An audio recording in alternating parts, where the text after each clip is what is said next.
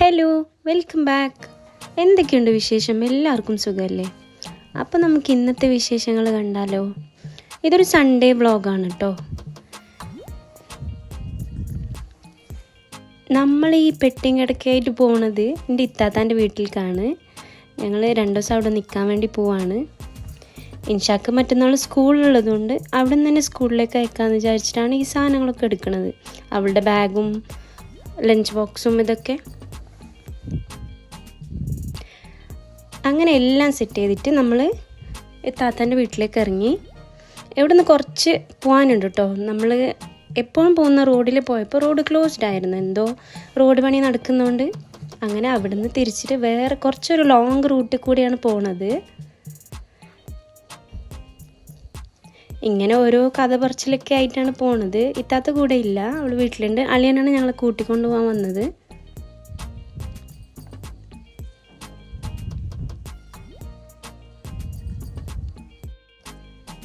അങ്ങനെ കുറച്ച് നേരം കഴിഞ്ഞിട്ട് ഞങ്ങൾ അവളുടെ വീട്ടിലേക്ക് എത്തി.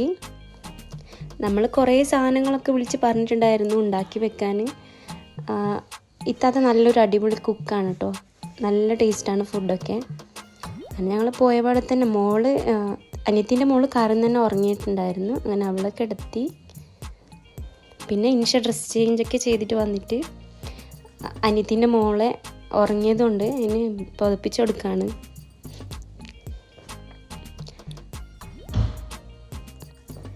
അളിയൻ അവിടെ എന്തോ തട്ടിക്കൂട്ട് പണിയിലാണ്.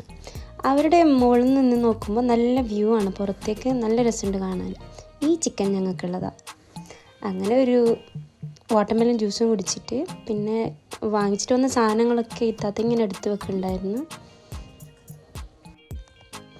ആളൊരു വലിയ ലിസ്റ്റ് തന്നെ വാട്സപ്പ് ചെയ്തിട്ടുണ്ടായിരുന്നു അളിയന്. അങ്ങനെ പറഞ്ഞ സാധനങ്ങളൊക്കെ ഉണ്ടോയെന്ന് ഇങ്ങനെ ചെക്ക് ചെയ്യായിരുന്നു. ഇതിപ്പോൾ ഞങ്ങൾക്ക് വേണ്ടി കട്ട്ലറ്റ് ഉണ്ടാക്കാനുള്ള പരിപാടിയിലാണ്. ഞങ്ങൾ ചോറൊക്കെ കഴിച്ചിട്ടാണ് വീട്ടിൽ നിന്ന് ഇറങ്ങിയത്. അപ്പോൾ വൈകുന്നേരം ചായക്കുള്ള കട്ട്ലറ്റാണ് ഈ ഉണ്ടാക്കിക്കൊണ്ടിരിക്കുന്നത്. ഒന്നും ചെയ്തില്ല എന്ന് പറയണ്ടെന്ന് വെച്ചിട്ട് ഞാൻ കുറച്ച് ചിക്കൻ അങ്ങ് പിച്ചിടാമെന്ന് വിചാരിച്ചു. അങ്ങനെ കുറച്ച് നേരം അത് ചെയ്തപ്പോൾ എനിക്ക് മടുത്തു. ഞാൻ പിന്നെ അത് ഉമ്മാൻ്റെ ഏൽപ്പിച്ചിട്ട് ഞാൻ പോയി അങ്ങ്. നിങ്ങളൊക്കെ ഉണ്ടാക്കുന്ന പോലെ ചിലപ്പോൾ ആയിരിക്കില്ല ഇത്. ഞങ്ങൾ ഇവിടെ ഉണ്ടാക്കുന്ന സ്റ്റൈൽ ഇങ്ങനെയാണ് കട്ട്ലേറ്റ്. നല്ല ടേസ്റ്റാണ് കേട്ടോ ഇങ്ങനെ ചെയ്യുമ്പോൾ. ചെറിയതായിട്ടൊന്ന് എക്സ്പ്ലെയിൻ ചെയ്ത് തരാം. സംഭവം എന്താണെന്ന് വെച്ചാൽ നമ്മൾ ഉള്ളി, തക്കാളി, പച്ചമുളക് ഇതൊക്കെ കട്ട് ചെയ്തിട്ട് വെക്കും. പിന്നെ അതൊക്കെ ഫ്രൈ ചെയ്തിട്ട് മസാലപ്പൊടികളൊക്കെ ചേർത്തിട്ട് ചിക്കനും പൊട്ടാറ്റോ വേറെ തന്നെ വേവിച്ചിട്ട് വെക്കും. ചിക്കൻ ഇങ്ങനെ പിച്ചിട്ട് വെക്കില്ലേ, മിക്സിയിലിട്ടടിക്കാം. പക്ഷെ അതൊരു കുറേ ഇങ്ങനെ പൊടിഞ്ഞു പോകും. അതുകൊണ്ട് കയ്യിൽ തന്നെ ഇങ്ങനെ ചെയ്ത് വെക്കും.